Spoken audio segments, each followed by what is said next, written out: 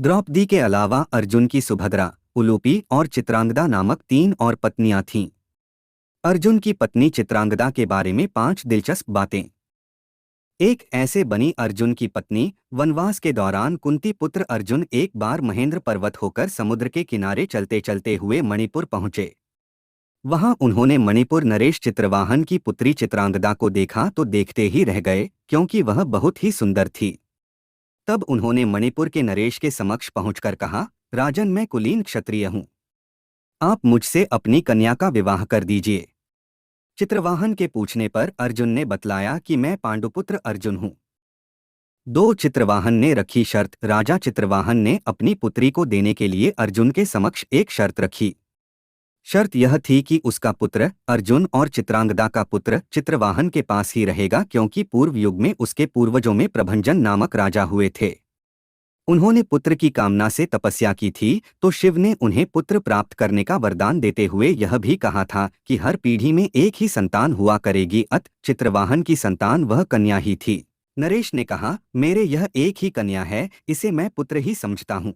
इसका मैं पुत्रिका धर्म अनुसार विवाह करूंगा, जिससे इसका पुत्र हो जाए और मेरा वंश प्रवर्तक बने। अर्जुन ने कहा, ठीक है, आपकी शर्त मुझे मंजूर है। और इस तरह अर्जुन और चित्रांगदा का विवाह हुआ।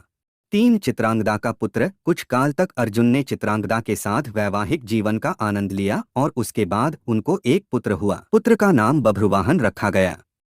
पुत्र जन्म के उपरांत उसके पालन का भार चित्रांगदा पर छोड़ अर्जुन ने विदा ले ली। चलने से पूर्व अर्जुन ने कहा कि कालांतर में युधिष्ठिर राजसूय यज्ञ करेंगे, तभी चित्रांगदा अपने पिता के साथ इंद्रप्रस्थ आ जाएं। वहां अर्जुन के सभी संबंधियों से मिलने का सुयोग मिल जाएगा। 4 बभ्रुवाहन ने किया अर्जुन का वध। एक बार जब युधिष्ठिर ने अश्वमेध यज्ञ किया था, तब यज्ञ का अश्व मणिपुर जा पहुंचा। अश्व के साथ अर्जुन थे। वह घोड़ा घूमते घूमते मणिपुर जा पहुंचा। मणिपुर नरेश बभ्रुवाहन ने जब सुना कि मेरे पिता आए हैं, तब वह गणमान्य नागरिकों के साथ बहुत सा धन साथ में लेकर बड़ी विनय के साथ उनके दर्शन के लिए नगर सीमा पर पहुंचा। मणिपुर नरेश को इस प्रकार आया देख अर्जुन ने धर्म का आश्रय लेकर उसका आदर नहीं किया। उस समय अर्जुन कुछ कुपित होकर बोले, बेटा, तेरा यह ढंग ठीक नहीं है। जान पड़ता है तू क्षत्रिय धर्म से बहिष्कृत हो गया है। पुत्र, मैं महाराज युधिष्ठिर के यज्ञ संबंधी अश्व की रक्षा करता हुआ तेरे राज्य के भीतर आया हूं। फिर भी तू मुझसे युद्ध क्यों नहीं करता? क्षत्रियों का धर्म है युद्ध करना। अर्जुन ने क्रोधित होकर कहा, तुझ दुर्बुद्धि को धिक्कार है। तू निश्चय ही क्षत्रिय धर्म से भ्रष्ट हो गया है। तभी तो एक स्त्री की भांति तू यहाँ युद्ध के लिए आए हुए मुझको शांतिपूर्वक साथ लेने के लिए चेष्टा कर रहा है। इस तरह अर्जुन ने अपने पुत्र को बहुत खरी खोटी सुनाई। उस समय अर्जुन की पत्नी नागकन्या उलूपी भी उस वार्तालाप को सुन रही थीं। तब मनोहर अंगों वाली नागकन्या उलूपी धर्म निपुण बभ्रुवाहन के पास आकर यह धर्मसम्मत बात बोली, बेटा, तुम्हें विदित होना चाहिए कि मैं तुम्हारी विमाता नागकन्या उलूपी हूँ।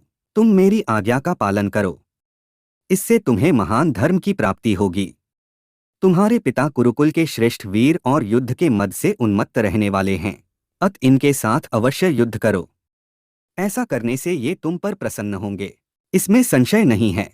यह सुनकर बभ्रुवाहन ने अपने पिता अर्जुन से युद्ध करने का निश्चय किया।